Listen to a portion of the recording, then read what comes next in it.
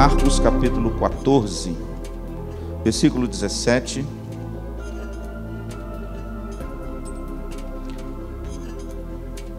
Diz assim a palavra de Deus: Ao cair da tarde, foi com os 12.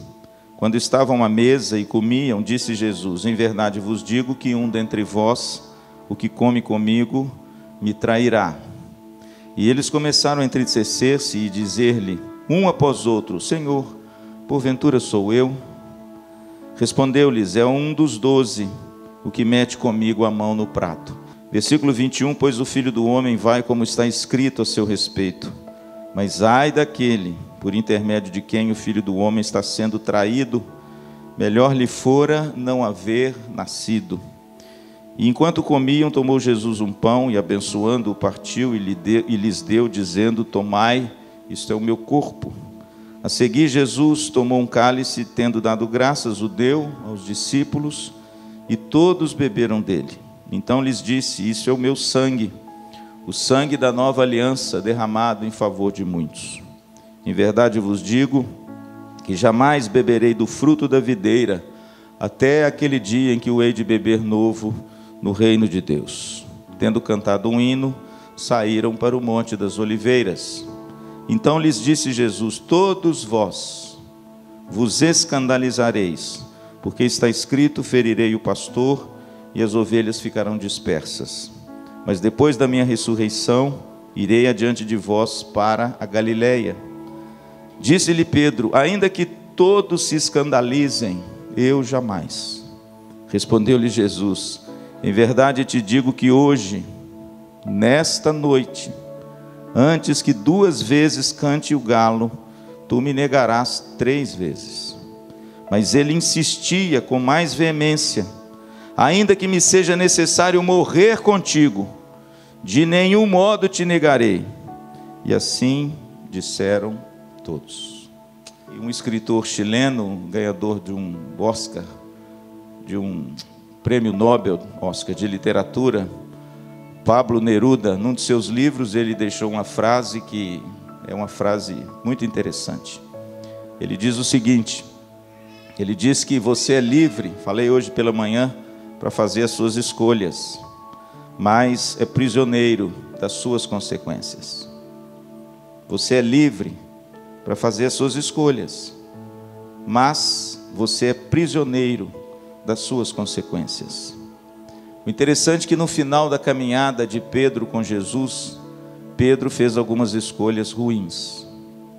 Algumas atitudes que Pedro tomou que prejudicaram a sua vida e o seu compromisso com Cristo. Se você ler os relatos, principalmente do Evangelho de Marcos, você vai ver que o Evangelho de Marcos é o Evangelho de Pedro. Sabia? O Evangelho de Marcos foi o Evangelho ditado de Pedro para João Marcos.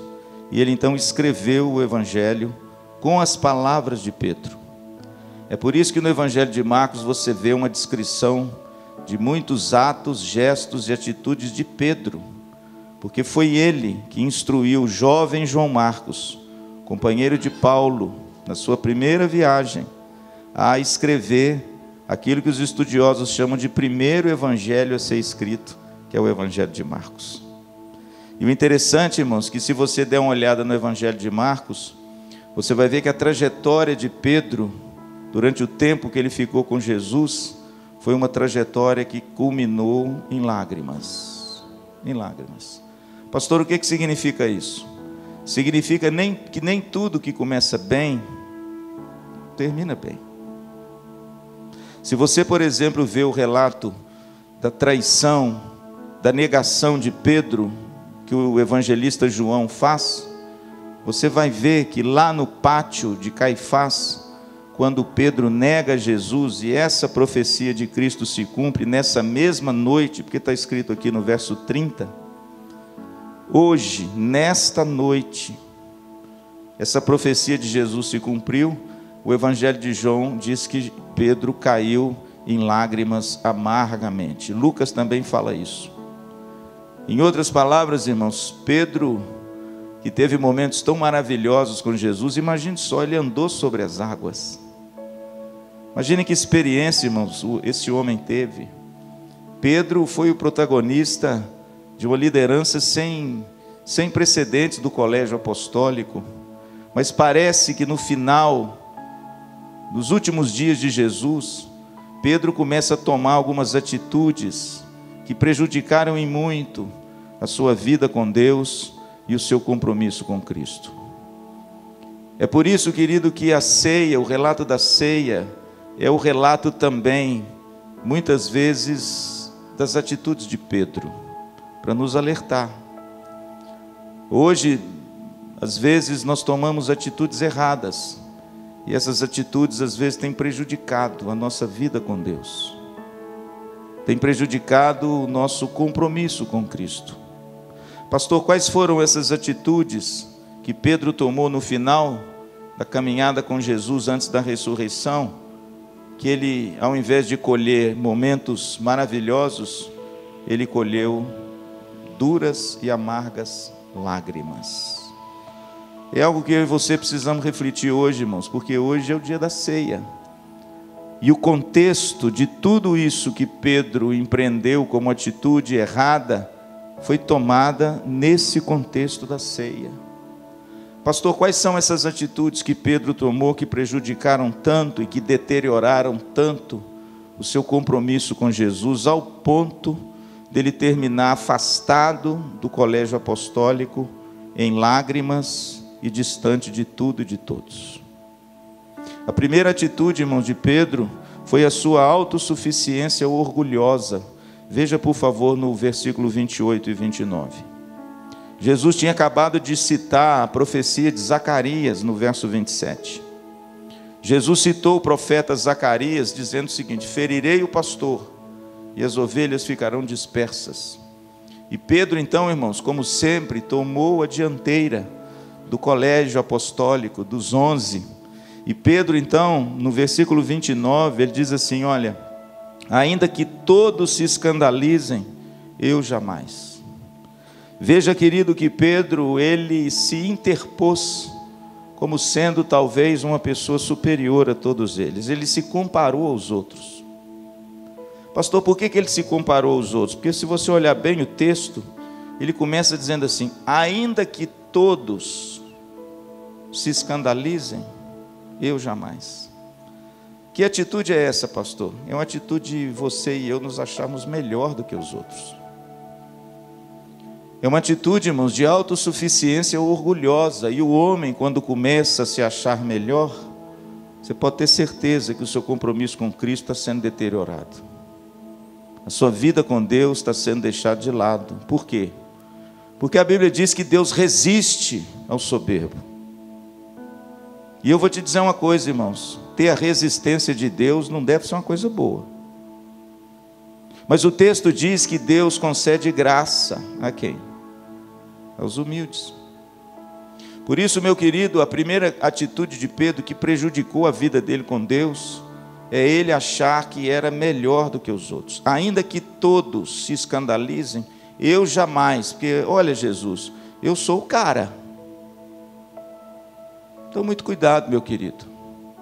Vivemos num mundo onde as pessoas querem se projetar achando que são melhores do que as outras.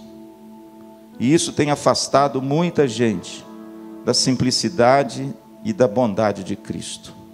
Se achando melhor, aos olhos de Deus, você tem sido o pior.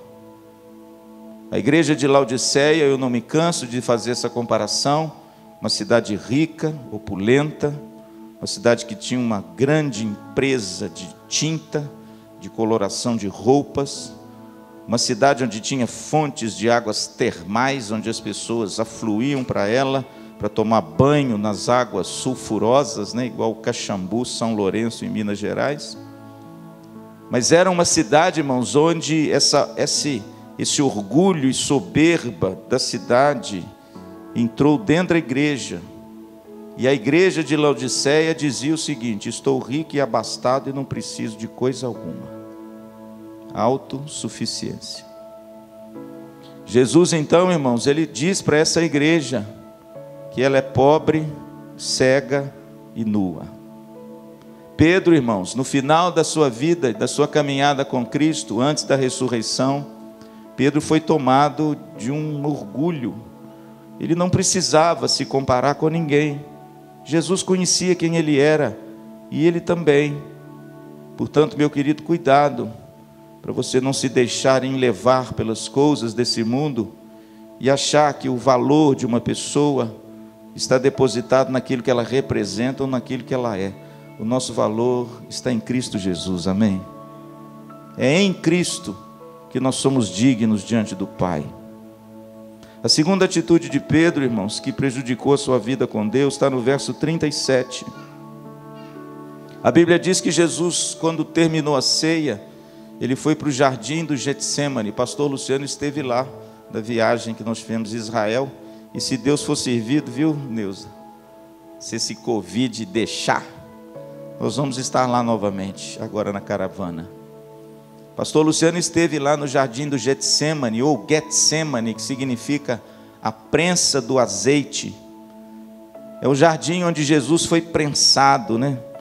Onde o Filho do Homem foi amassado com o peso do pecado da humanidade de todos os tempos. E a Bíblia diz que ele suou gotas de sangue. E ele ficou tão amargurado, irmãos, está aí no relato bíblico, que ele não teve vergonha, no versículo 34, de dizer assim: minha alma está profundamente triste até a morte. Ficai aqui e vigiai comigo. Eu acho tão bonito, irmãos, porque Jesus demonstrou aquilo que eu e você temos muita dificuldade de mostrar. O quê? A nossa vulnerabilidade. Pastor, o que é vulnerabilidade?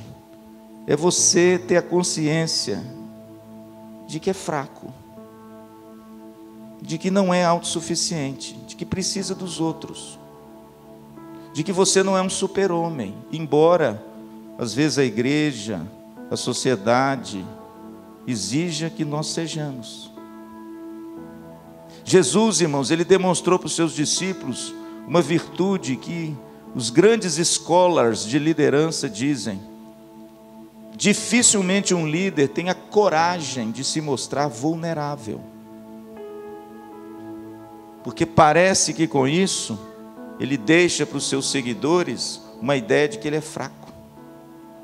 Então eu tenho que me mostrar sempre forte, sempre o super-homem.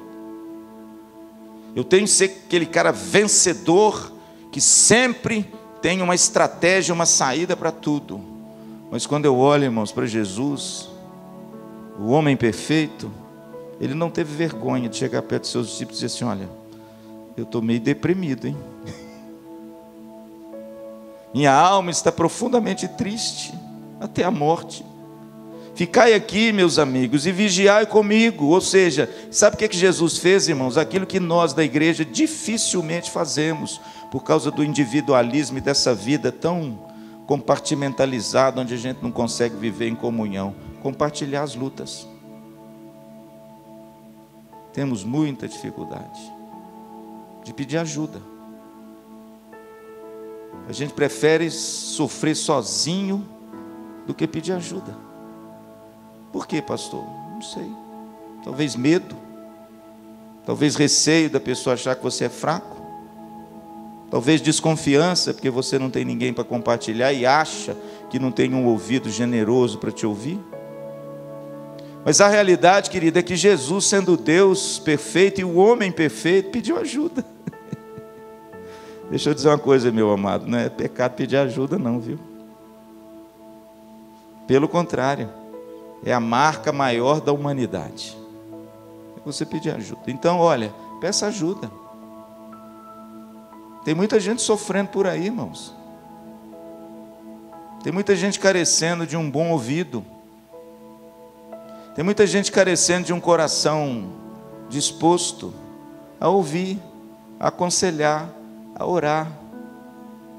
Jesus fez isso com seus discípulos, mas veja, irmãos, Pedro, versículo 37, voltando, achou-os dormindo, e disse a Pedro: Simão, tu dormes? Não pudesses vigiar nem uma hora? A Bíblia diz que Jesus se retirou, continuou orando, e quando ele voltou, verso 40, voltando, achou-os outra vez dormindo. Mas agora prestem atenção que no verso 37, Jesus focalizou quem? Pedro. Simão, ele podia ter falado o nome de qualquer um, mas ele fala: Simão, por que tu dormes? E aí, irmãos, a segunda atitude que muitas vezes tem prejudicado e deteriorado o nosso compromisso com Cristo é a nossa negligência na oração. Não conseguiu orar. Nem Pedro, nem os discípulos conseguiram orar. E eu vou dizer uma coisa para você, irmãos: quando o crente para de orar, significa que ele está longe de Deus. Quando um filho para de conversar com o pai, o que significa que esse filho está? É a mesma coisa. Já pensou? Se a minha filha Alissa ficar sem conversar comigo, o que vai acontecer? Eu vou entender que ela está longe de mim. É por isso, irmãos, que a segunda atitude que tem prejudicado a nossa vida com Deus e prejudicou a vida com Deus de Pedro e o compromisso com Cristo é a negligência na oração. Jesus convidou a Pedro e os seus discípulos mais chegados a orar com ele naquele momento de dificuldade, mas eles não puderam orar. E isso tem nos afastado, irmãos, da comunhão com Cristo. Sabe por quê? Porque é na hora da oração, na hora que a gente se debruça diante do nosso Pai, que a gente fala e ouve, que a gente abre o coração e é consolado, que a gente se aproxima daquele que é o nosso Pai e recebe dele o socorro em tempo oportuno. Amém? Essa foi a segunda atitude de Pedro que prejudicou o seu compromisso com Jesus, a sua negligência na oração. Mas a terceira atitude, irmãos, está no versículo 47. A Bíblia diz que depois que Jesus se levanta, onde ele ora: se possível, passa de mim, Pai, esse cálice, contudo não seja o que eu quero, onde tu queres. A Bíblia diz que uma turba de soldados chegou para prender Jesus. Era de noite, versículo de número 43. E a Bíblia diz que Judas então capitaneava essa turba com espadas e porretes, verso 33. E a Bíblia diz que o sinal onde eles identificariam a Cristo seria o beijo. Por quê? Porque Jesus era um homem comum, falei hoje de manhã aqui. Jesus não era um ser brilhante, que quando todo mundo chegasse, visse: não, aquele é Jesus, porque olha a sustância, ele é um cabra bom. Não, irmão, Jesus era um judeu normal, um homem comum, um homem do povo. Aliás, Isaías diz que ele era um homem de dores. Ele era um homem perfeitamente comum, igual a todos os outros homens. Tanto é que ele tinha que ser identificado na escuridão, porque eles não sabiam quem ele era. E Judas então, irmãos, de uma forma vil, tramando ali uma coisa terrível, ele disse: olha, nós vamos entrar no jardim e eu vou dar um beijo nele. Quando eu der um beijo nele, esse que eu beijar, vocês podem colocar a mão nele. E mais uma vez, irmãos, o nosso Senhor Jesus foi traído, né? Foi traído com um beijo de um daqueles que ele escolheu para andar com ele. E o interessante, irmãos, que quando Judas beijou Jesus, está no verso 45, a Bíblia diz que os soldados rapidamente prenderam Jesus. E aí, irmãos, olha o que acontece com Pedro. Verso de número 47. Nisto, um dos circunstantes, sacando da espada, feriu o servo do sumo sacerdote e cortou-lhe a orelha. Pastor, aqui está falando um dos circunstantes. Mas se você for lá em João 18:10, você vai ler que foi Pedro. Em outras palavras, irmãos, quando eles vieram prender Jesus, Pedro sacou da espada e defendeu Jesus usando uma espada. E de repente, irmãos, ele se utiliza da violência, das armas desse mundo. E está aí, irmãos, a terceira atitude que tem prejudicado e deteriorado o nosso compromisso com Cristo, e Pedro fez isso, é o uso da violência. Pedro, irmãos, usou da violência numa hora que Jesus mesmo disse assim: Pedro, guarde a espada, porque aquele que vive da espada vai morrer da espada. E tanto é verdade, irmãos, que lá no Evangelho de João, a Bíblia diz que quando Pedro corta o servo do sumo sacerdote a orelha, a Bíblia diz que Jesus, na mesma hora, ele põe a mão na orelha do servo e ela fica curada. O uso da violência, o uso da espada, o uso das armas desse mundo é uma atitude que tem prejudicado o nosso relacionamento com Cristo e a nossa vida com Deus. Aliás, irmãos, o cristão, ele precisa tomar muito cuidado para ele não lutar com as armas que o mundo tem. Paulo, em 2 Coríntios, capítulo 10, diz que as armas da nossa milícia não são carnais. Nós não lutamos com a força do braço e nem da espada. Nós lutamos com os joelhos no chão. Nós lutamos com a oração. A nossa luta não é contra sangue e carne. A nossa luta é contra essa ideologia demoníaca que quer enredar o coração dos homens, levando-os para o inferno. Mas Pedro, irmãos, usou da espada.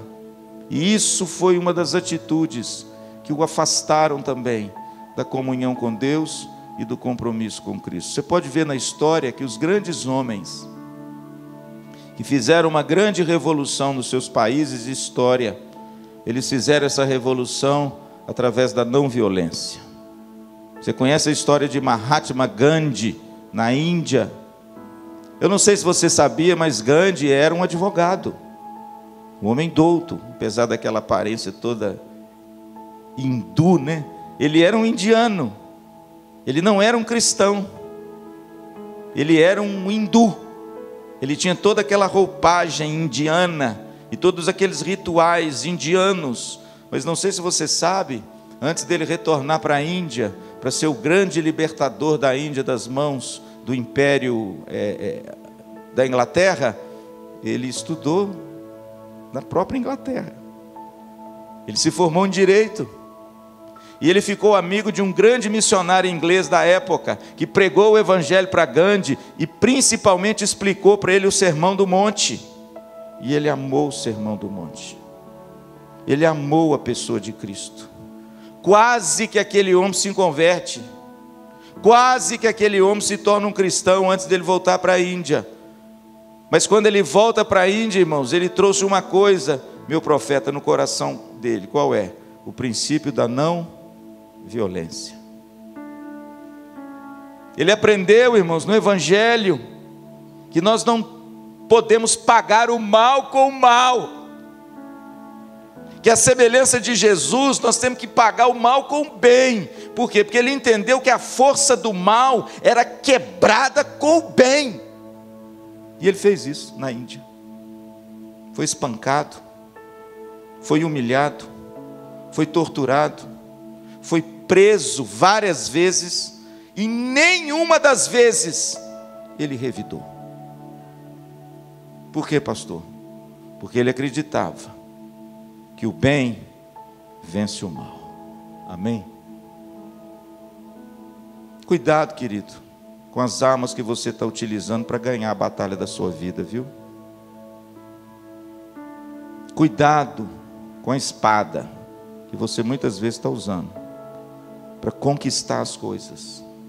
Isso tem te afastado de Cristo. Isso tem deteriorado o seu compromisso com Cristo. Porque quando você começa a crer e usar a espada, significa que você não usa mais a sua comunhão e a sua vida com Deus. Você quer ver um outro exemplo que tomou a mesma atitude de Gandhi e que fez uma obra maravilhosa agora, não lá na Índia, mas aqui nos Estados Unidos? Martin Luther King. Aliás, Gandhi era o grande ídolo de Luther King. Luther King usou o mesmo princípio que Gandhi usou para que os Estados Unidos ficassem libertos, pelo menos na lei da segregação racial de brancos e negros. Foi humilhado, foi espoliado, foi espancado. E com os seguidores de Luther King, ele tinha o mesmo discurso que Gandhi: não revidem, não revidem. Eu quero quebrar o poder do mal com o bem. Eu quero resistir ao mal sofrendo dano, porque assim o bem triunfará. Amém? Como é difícil, irmãos. Como é difícil numa sociedade como a gente vive hoje sofrer o dano. Como é difícil. Pedro, irmãos, usou a violência e a espada e terminou em lágrimas. É aquilo que eu sempre digo: o sujeito que não põe o joelho no chão, ele vai ter que usar a espada uma hora. Talvez se ele tivesse orado com Jesus ali no Getsemane, ele não teria usado a espada. Quanto mais perto nós estamos de Cristo, mais as nossas armas são as armas dele, e menos as nossas armas são as armas do mundo. Amém? A quarta atitude de Pedro, que o afastaram da comunhão com Cristo, é a negação da sua identidade. Versículo 66 e versículo 67. Pedro está no pátio da casa do sumo sacerdote. A Bíblia diz que todos os discípulos o abandonaram. A Bíblia diz que Pedro seguia Jesus de longe. Ele queria saber onde Jesus seria depositado.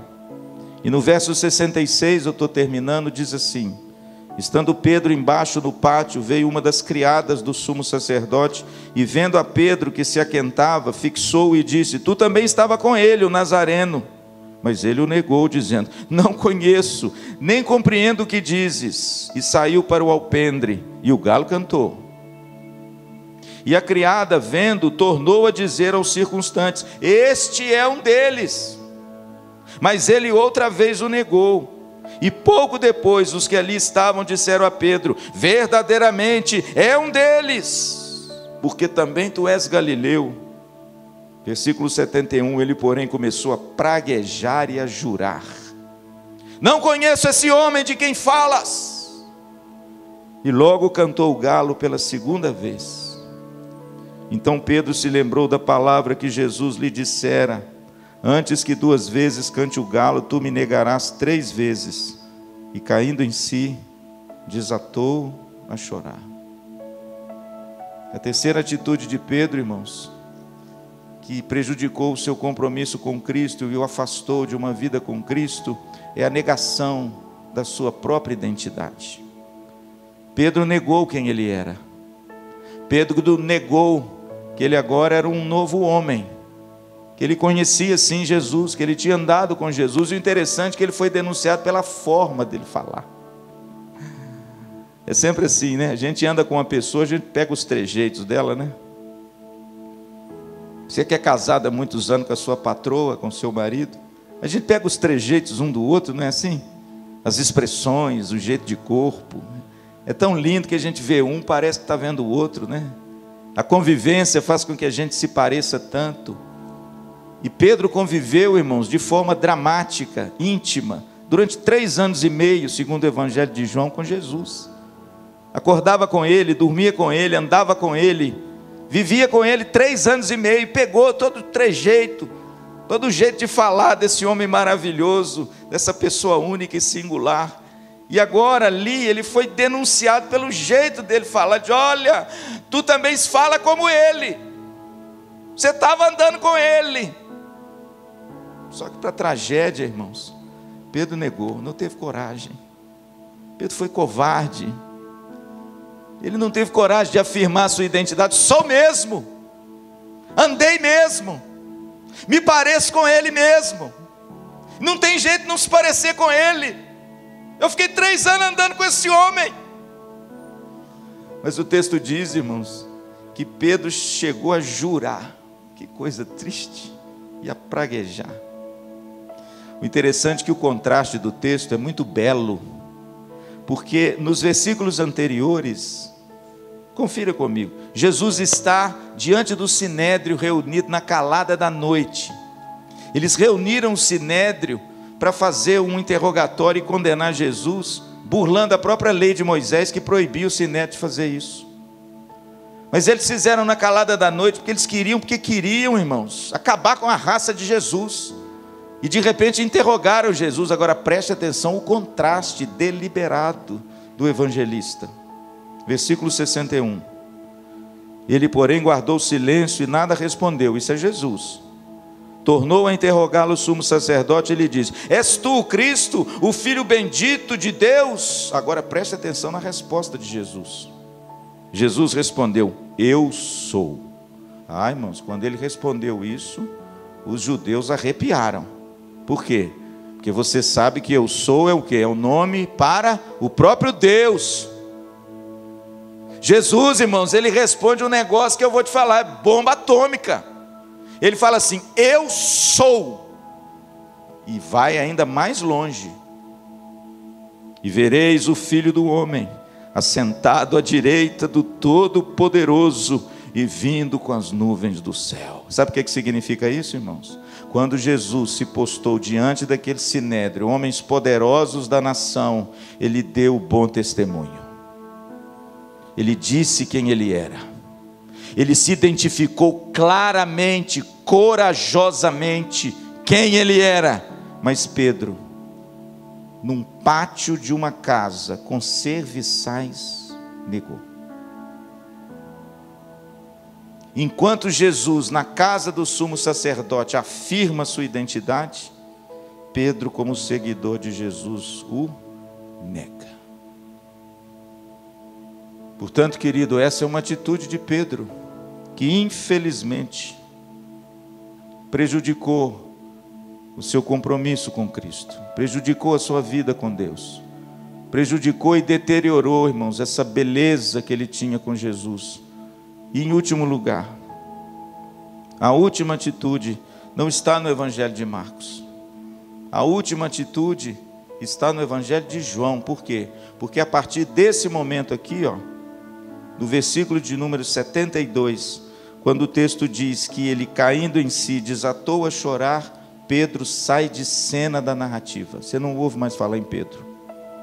Reverendo Hernandes diz que talvez Pedro se isolou, Pedro se amargou, Pedro viveu agora com aquele sentimento horroroso de culpa de alguém que falhou com o seu Senhor na hora que ele mais necessitava dele, foi covarde, abandonou o seu compromisso com ele e começou a viver uma vida cheia de amargura, cheia de tristeza, cheia de dor e lamento, porque ele sai dos relatos. Mas o interessante é que quem reintroduz Pedro nos relatos bíblicos é João. No capítulo 21 do Evangelho de João, se você quiser abrir com o pastor e eu termino, João reintroduz Pedro depois da ressurreição. Pedro reaparece na história, lá no Evangelho de João, capítulo 21. A Bíblia diz que Jesus já estava ressuscitado dos mortos. A Bíblia diz que Pedro estava completamente alheio e distante da narrativa bíblica. E aí, irmãos, olha o que acontece com Pedro. Depois disso, tornou Jesus a manifestar seus discípulos junto ao mar de Tiberíades, e foi assim que ele se manifestou. Estavam juntos Simão Pedro, Tomé, chamado Dídimo, Natanael, que era de Caná da Galiléia, e os 2 filhos de Zebedeu, e mais 2 de seus discípulos. Se você fizer a conta rápida, você vai ver Pedro e mais 6. Metade do colégio apostólico estava ali sob a tutela, não a tutela, mas a influência de Pedro. Versículo 3. Disse-lhe Simão Pedro: vou pescar.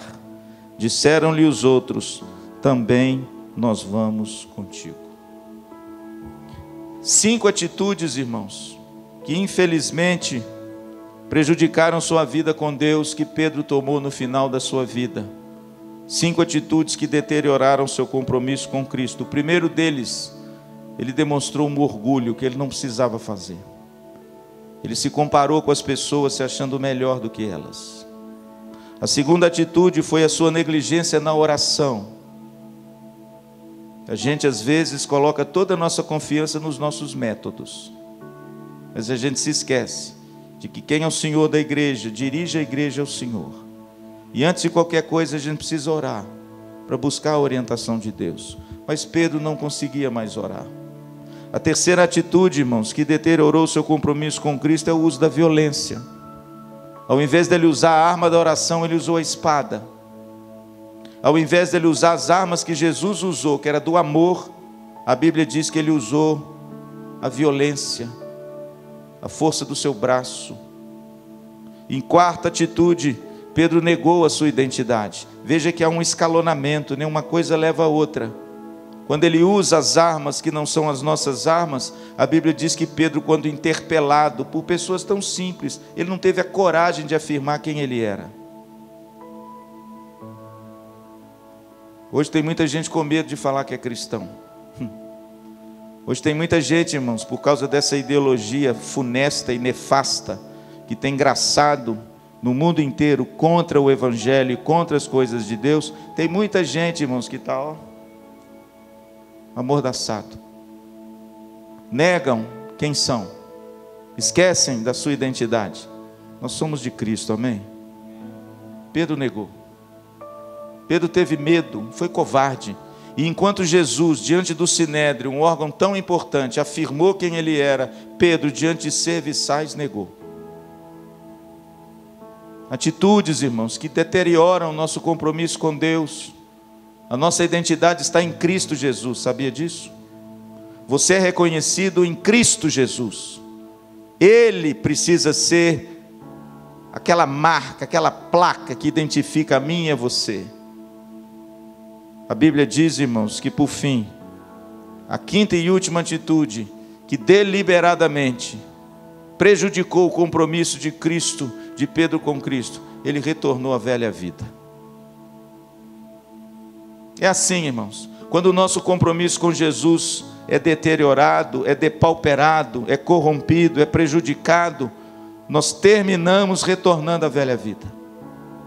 O interessante é que Pedro reuniu os discípulos, os 6 mais chegados, e diz assim: quer saber?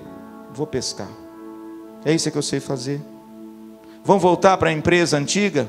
Você pode ver aí que no relato estão os 2 filhos de Zebedeu. Por quê? Porque eram parceiros de Pedro na empresa de pesca em Betsaida. E Pedro chama eles de volta, dizendo o seguinte: olha, vamos voltar para a velha vida. Vamos retornar àquilo que nós éramos no passado, antes de Jesus. Irmãos, que tragédia. Que tragédia a gente retroceder. Pastor, por que é tão trágico assim? Porque lá em Lucas capítulo 5, eu acho que é um dos textos mais lindos das Escrituras, a Bíblia diz que o chamado de Pedro foi o chamado da pesca maravilhosa. Lucas 5, a Bíblia diz que Jesus pediu a Pedro para ele lançar as redes depois de uma noite inteira que ele tinha pescado. E eles eram profissionais da pesca, eles sabiam tudo de pesca. O mar da Galileia não é um lago tão grande, ele conhecia tudo aquilo ali. E Jesus então manda ele lançar as redes, e ele fala: olha, tudo bem, eu vou lançar, né? Mas quando ele lança as redes, irmãos, você conhece o texto. A quantidade era tão grande que eles começaram a dar sinal para todos os barcos, para virem ajudá-los, porque senão os barcos iam a pique. E eles encheram uma grande quantidade de barcos. Pedro ficou tão impressionado com aquilo que ele percebeu que aquilo não era coincidência, porque ele era um profissional. Ele viu que não tinha jeito de ser. E quando ele vê aquilo, ele olha para Jesus, irmãos, e vê que Jesus era alguém diferente. E ele então diz: afasta-te de mim, porque eu sou pecador. Coisa maravilhosa, irmão. Jesus olha para Pedro e diz: Pedro, foi por tua causa que eu fiz isso tudo. Foi para chamar você que eu montei esse cenário. Foi para você compreender, Pedro, que eu armei isso tudo. Sabe por quê? Porque eu te escolhi. E eu armei esse milagre para você compreender que doravante você não será mais pescador de peixes. Você será pescador de homens. E sabe o que o texto diz em Lucas 5? E Pedro, deixando tudo, o seguiu. Você imagina a quantidade de dinheiro, hein, meu profeta, que valiam aqueles peixes, hein? Imagina aqueles peixes, irmãos, vendidos no mercado, barcos e mais barcos lotados de peixe. Ele poderia ter dito para Jesus: espera, Jesus, deixa eu fazer uma feirinha com esse dinheiro, porque afinal de contas é sustância, hein? É dinheiro demais Jesus, espera um pouquinho que eu vou reservar lá um pouquinho, vou deixar minha família aqui, vou pegar um pouco para mim, espera só um pouquinho. Mas sabe o que o texto diz, irmãos? Que ele deixando tudo, sabe o que significa isso? Ele encontrou a riqueza, ele encontrou algo que sustentaria a vida dele muito mais do que peixe. O que? A comunhão com Jesus. Agora você entende que coisa terrível quando ele vira para os seus companheiros e diz assim: vou pescar,